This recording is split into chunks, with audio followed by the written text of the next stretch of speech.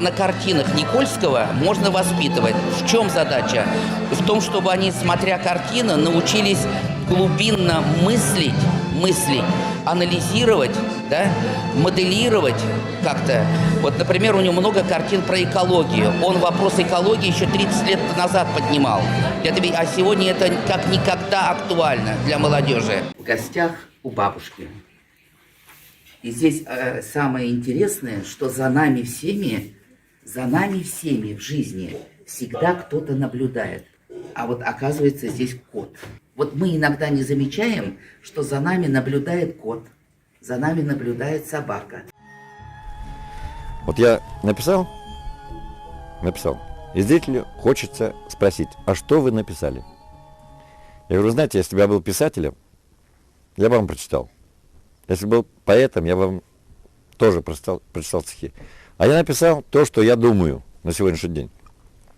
И каждый зритель должен видеть то, что он хочет там видеть сам.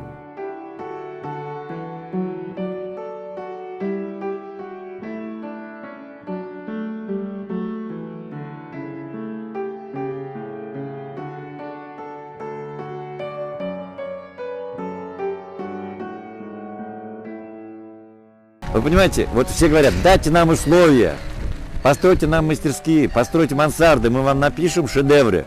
Так не бывает, ребята. Когда у тебя много краски, когда у тебя много еды, много денег, стоят мерседесы, ты ничего не сделаешь. На мерседесе надо ездить. Краску нужно выдавливать. Выдавишь, ее нужно исписать, а башка не работает. Творчества нет. Поэтому, а сидит мужичок в поезде и на туалетной бумаге пишет шедевр, который завтра бестселлер вообще по всей стране, по всему миру. Вот творчество. Вот это творчество.